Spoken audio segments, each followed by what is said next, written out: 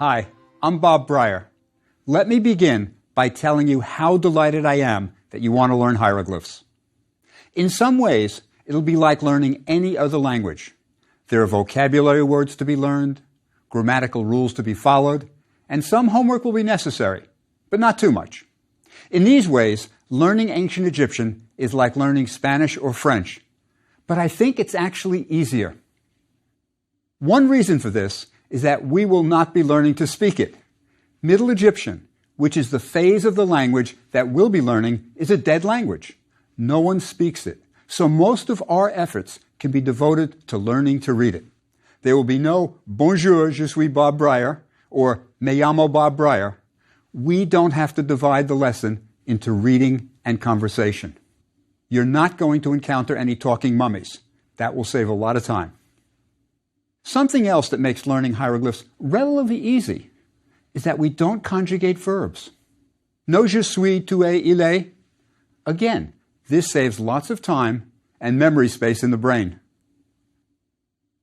Unlike Romance languages, we don't have to remember which nouns are masculine and which are feminine.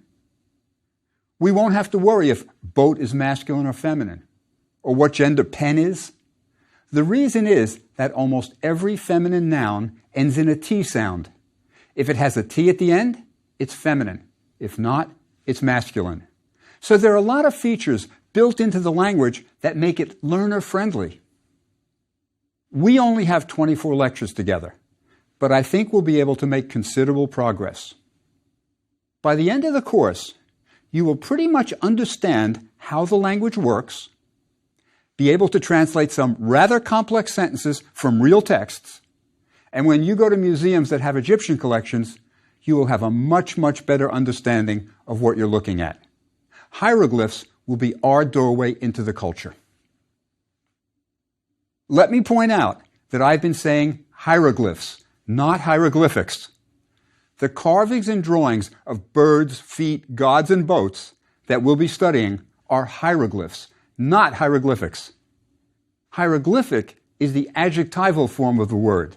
Indeed, we will learn a hieroglyphic script, but the symbols that make up that script are hieroglyphs. Okay? So I don't want to hear anyone saying hieroglyphics anymore.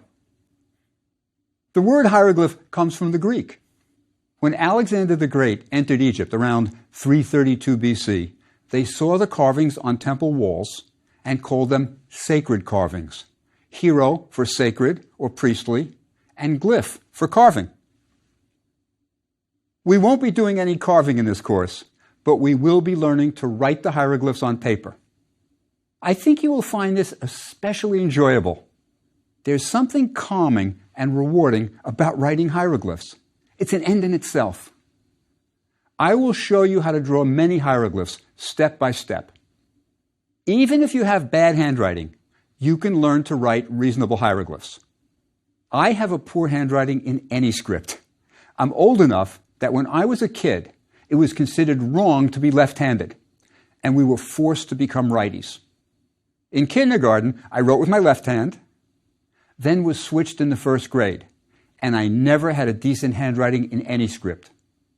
When I learned Greek, I had poor Greek handwriting, and it was the same with hieroglyphs. Later, when I was teaching hieroglyphs and writing on the blackboard, my poor students wound up copying my terrible handwriting.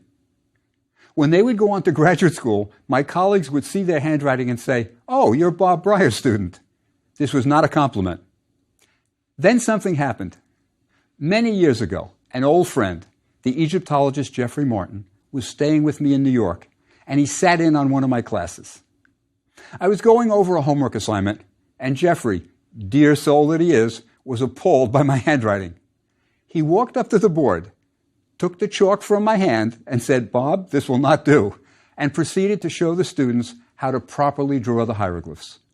Jeffrey and I are very close, so this was just fine with me, and my students thought it was hilarious.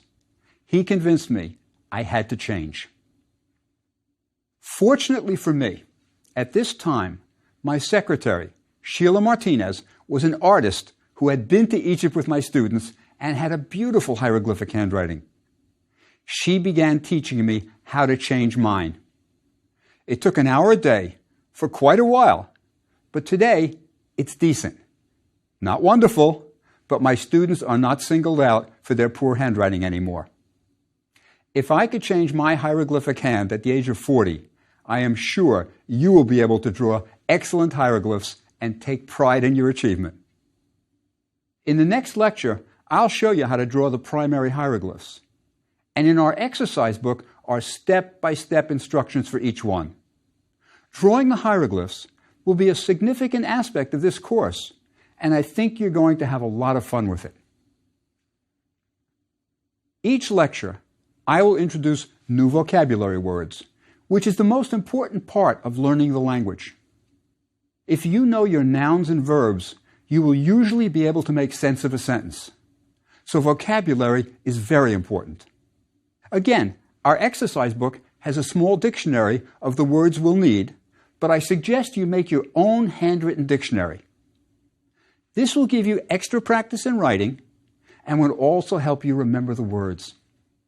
We'll talk about your dictionary a bit later in the course, so don't worry about it right now. Often, you will see printed hieroglyphs on the screen.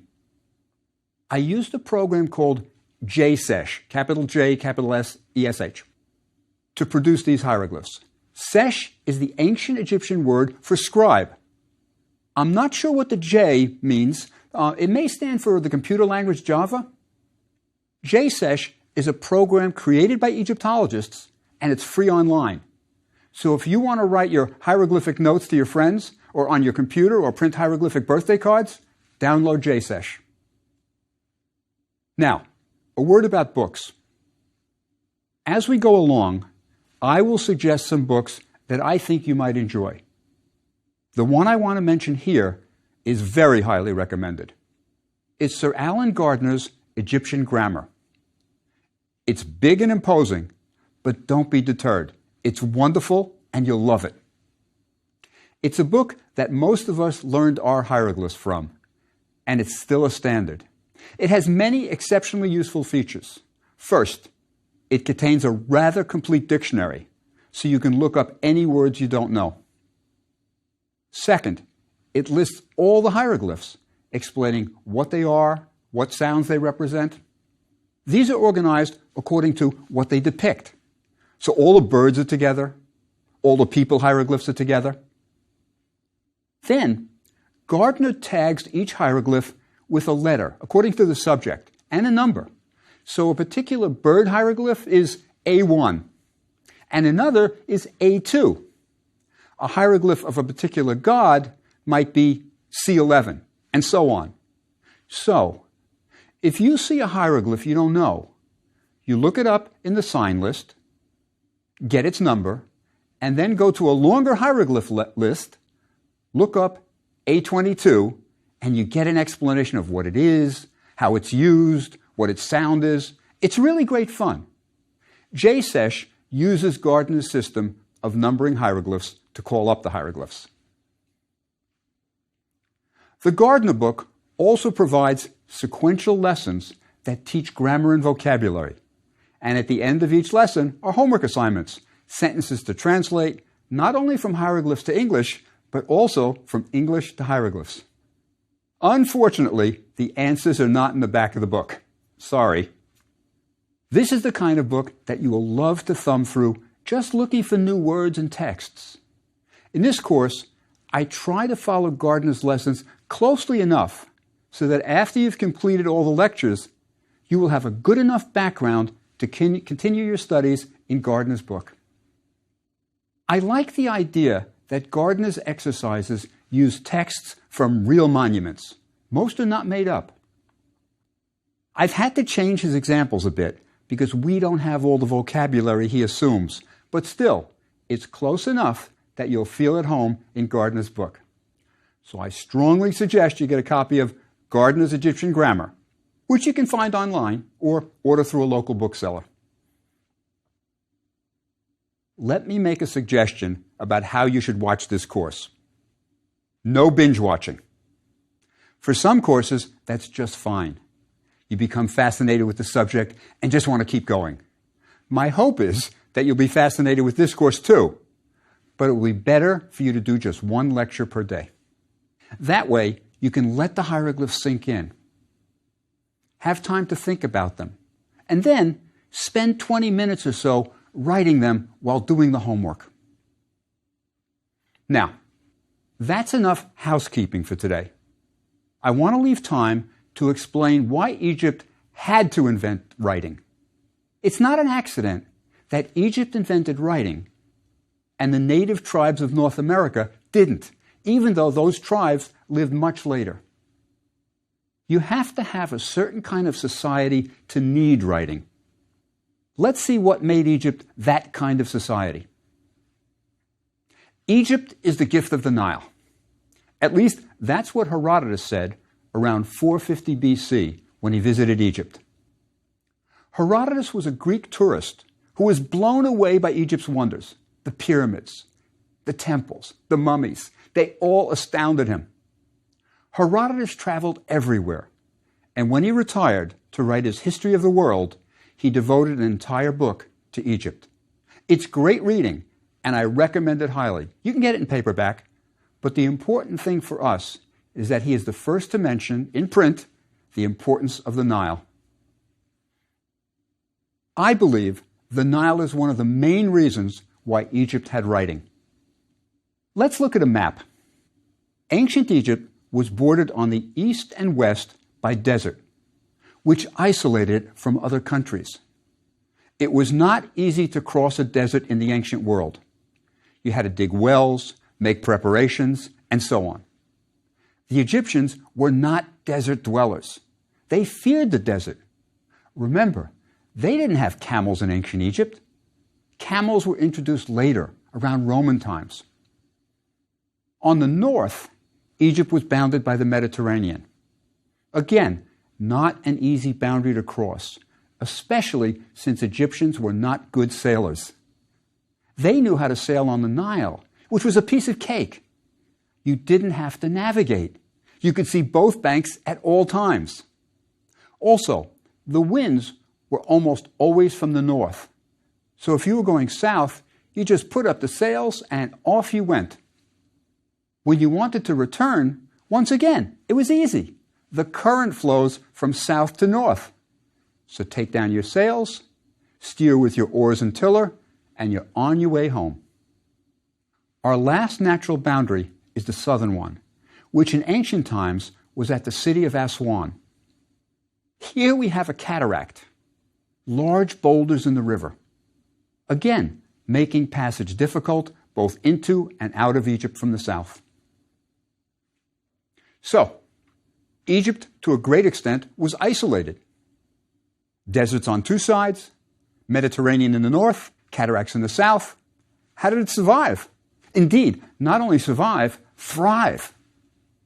Here is where Herodotus' statement about Egypt being the gift of the Nile is so important. It isn't a metaphor. It's literally true. Let me explain.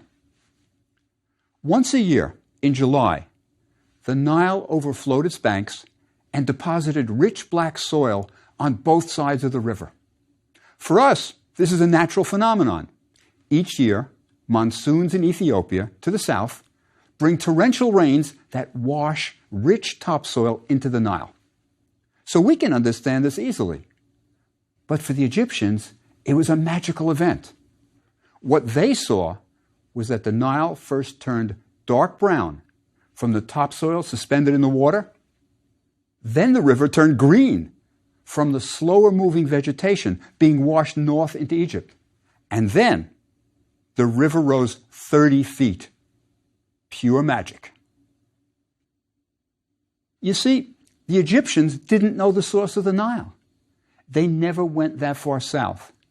And the reason Herodotus' statement is literal is that when the Nile overflowed its banks and inundated Egypt, it deposited the fertile topsoil. The rich black land of Egypt is indeed the gift of the Nile. The Egyptians fully appreciated how important the Nile was to them. They made offerings to Hapi, the Nile god, who was shown as simultaneously having both male and female traits. He's clearly male, but he has one female breast. The idea is that by himself, he gives life to Egypt. Now, for the connection between the Nile overflowing and writing. The annual inundation fertilized the land of Egypt every year. There was no soil depletion, no need for fertilizers, and Egypt could grow more food than it needed. When you have surpluses, you want to keep track of them, especially if you have a system of taxes. And boy, did Egypt have a system of taxes. And that's where writing comes in. You need writing to keep track of the taxes that were due and the taxes that were collected. But there's another reason why Egypt had to have writing. They had a pharaoh as ruler. To explain this, let's look at the world's oldest official document of an event, the Narmer palette. Let me first explain what a palette is and how they were used in ancient Egypt. Both men and women wore eye makeup. This makes sense in a desert country to reduce the glare from the sun, very much like football and baseball players today smear black paint under their eyes. Now, how did the ancient Egyptians make cosmetics? Pretty much the same way we do today. I'll tell you a funny story. Years ago, I was at a local fast food place called Pudgy's Chicken. In spite of its unfortunate name, it served chicken without skin, which is much more healthful for you. As I was waiting to pick up my order, I asked the kid behind the counter, what happens to all the chicken skins? He told me that every night a cosmetic company picked them up. That's how some cosmetics are made, with chicken fat as a base. It was the same in ancient Egypt. You took a little duck fat, there were no chickens in the old world, mixed in a bit of ground malachite, and presto, eye makeup. Palettes were used for grinding these cosmetics. So you took a nice piece of slate, carved it into a pleasing shape, and you had a surface on which to grind your makeup. Now, let's look at the Narmer palette. We are looking at what is traditionally believed to be the front side of the Narmer palette. You'll notice that it is very large and not a nice smooth surface. It's not really practical for grinding cosmetics. We think it was a ceremonial palette created to celebrate an historical event, and that event is the unification of Upper and Lower Egypt. Originally, Egypt was divided into two kingdoms, Upper and Lower. Upper is in the south, because when you went south against the current, you were going up the Nile. So Upper Egypt is below Lower Egypt. I know it's confusing, but you'll get used to it. Now, let's see what's happening on the palette. The first thing you notice is the large figure in the center. He's the king, and we know that because he's wearing the tall white crown of Upper Egypt. In his hand, he holds a mace, basically a rock on a stick, and he is about to smash his captive, whom he holds by the hair. I can tell you the king's name. It's Narmer, perhaps the very first king of unified Egypt. You'll see how I know that in a minute. Above the captive is a falcon holding the head of another captive by a nose ring. The falcon is the symbol of the pharaoh. The 6 papyrus plants that come out of the stylized body of the captive may be hieroglyphs for 6,000. Each plant is 1,000 in hieroglyphs. So Narmer may have taken 6,000 enemy and defeated them. That's the headline, but there's lots more to say. Look at what Narmer is wearing. A kilt. And coming down its back is a bull's tail, a symbol of his power. He also wears a false beard, another symbol of authority. You can even see the chin strap holding it on. Now look behind Narmer at the smaller figure. It's his sandal bearer. And I think he's carrying a pot of water for when the pharaoh gets thirsty. Behind that little guy are the hieroglyphs for the word servant. The hieroglyph on top is traditionally called a rosette, but it appears to be flower petals of some sort. The hieroglyph beneath it is a small club. These are very early hieroglyphs, carved at the beginning of the written ancient Egyptian language, so we aren't exactly sure what they mean, but we have a good idea. The rosette appears in front of other kings' names, so my bet is it means king. The little club in later Egyptian texts means servant, so the little guy with the sandals is the king's servant. But don't think he's just a lowly servant. He is actually an important official. Around his neck, he's got a cylinder seal on a cord. This shows he was high up in the hierarchy. Also, just being represented on the palette must have been a great honor. Behind the captive may be the name of the town he comes from. We're not sure. Remember, these are very early hieroglyphs, carved around 3100 BC, right at the beginning of writing. Beneath Narmer's feet are two fleeing enemies, with their towns apparently indicated by the hieroglyphs above them. Now, how do I know the king's name is Narmer? Look at the top. Two representations of a cow goddess look down on the scene, perhaps in approval. But between them is a rectangular structure called a serech that represents the facade of a palace. There are doors and windows. Inside that rectangle are two hieroglyphs. The one on top is a catfish, which was pronounced nar in ancient Egyptian. Beneath it is a chisel, pronounced mur, nar-mur. That's how the first king's name was pronounced. Now, let's look at the second side of the palette to see the end of the event commemorated. The second side of the palette has the same top with the cow goddesses and the name of Narmer in the palace facade. Beneath it, however, we have something different. A procession, a victory procession. Narmer is now wearing a different crown, the short red crown of Lower Egypt. He came from the south, conquered the king of the north, and now rules both north and south. Egypt is unified.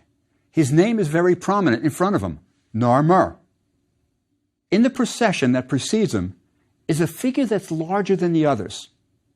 The hieroglyphs above him are not his name. They mean vizier or prime minister. I think you can see his stoop posture.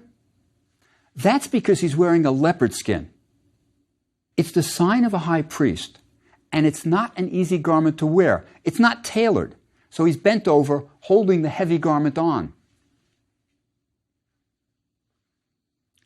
The smaller figures hold standards, perhaps the divisions or towns from which the army came. They're walking towards decapitated bodies that have their hands tied. Don't mess with Narmer. Beneath this procession, we see two mythological animals with their necks intertwined. This is unusual. They appear only in a few other times in Near Eastern art, and we don't know exactly what the beasts represent. Here, they may well symbolize the unification of the two powerful lands. At the very bottom of the palette is a bull, simultaneously breaking down a walled city where he tramples on the enemy. The bull is yet another symbol of the pharaoh. The Narmer palette is important for several reasons. Because of its historical content, and because it's very early writing describing the beginning of Egypt as a great nation. But it's also important to ancient Egyptian art. It sets standards, conventions that would be followed for 3,000 years. First, it shows hierarchical proportions. The more important people are shown larger. Just look at Narmer on the front compared with everyone else. Second, the smiting of the enemy pose will be the logo for Egypt, the very symbol of the country. It appears on temples for the next 30 centuries. Third, the falcon and the bull will also reappear over and over again as emblems of kingship. Fourth is the practice of placing the action on registers. People don't just float around, they stand on something. The palette is divided into sections, which makes it easier to read. As I mentioned before, the Narmer palette is a very early example of Egyptian writing. If you think about the hieroglyphs on the palette, you'll see that they're not sentences. They're really more like labels. They give Narmer's name, the vizier's title, perhaps the captive's name. They don't tell a full narrative. We have to fill in the blanks, guess at the full story. Everyone always assumed that both sides were carved at the same time to commemorate a single event. This may not be correct. Let me tell you about something I noticed on the palette that suggests that possibly we don't have the right story. Years ago, I was waiting for someone at the Egyptian Museum in Cairo, and he was late. We were supposed to meet at the Narmer palette, and since I knew he would be late, I decided to use the time to take a very close look at the Narmer palette's hieroglyphs. As I looked at both sides, I became convinced that I recognized two distinct handwritings, one on one side of the palette, one on the other. Let's look at the rosette next to the sandal bearer. See how it's drawn on two sides. One side has 7 petals, and on the other, only 6. This is a handwriting. The same person isn't going to write the hieroglyph so differently. 2 different people did this. Also, look at the serech, the palace facade. See how simply, almost crudely it's drawn on the reverse side? Compare that with the other side. Much more complete. Even Narmer's name is drawn differently on the 2 sides. The catfish in his name is quite different from side to side. I am absolutely convinced that the 2 sides were carved by 2 different artists. The question is why? I don't know. Perhaps one side was carved and then some time elapsed and it was decided to carve the second side. Now for the even bigger question. Which side was carved first? I have an idea. It's a half-baked idea, but I think it's interesting. My guess is that the side with the intertwined mythological beasts was carved first. After all, it's a palette, and where the necks intertwine is the only suitable place for grinding cosmetics. Sometime later, the second side was carved. So that would mean that what we've been calling the front is the reverse. We may be telling the story backwards. I'm far from sure about this, but what is clear is that if you know a bit about hieroglyphs, you will look more closely at them and see things that others miss. Anyway, the Narmer palette definitely shows us just how important the king is in Egyptian civilization. This also led to the development of writing. In Egypt, the pharaoh was viewed as a god. He had absolute power, owned all the land, and didn't have to worry about committees approving his decisions. With such centralized power, the pharaoh was capable of marshaling all the manpower of Egypt for his purposes. If you have a great king, you can do amazing things, like building pyramids. Also, you can organize the farmers so that just before the inundation comes, you need a calendar for this, they begin digging irrigation canals so that more land is irrigated and more crops can be grown.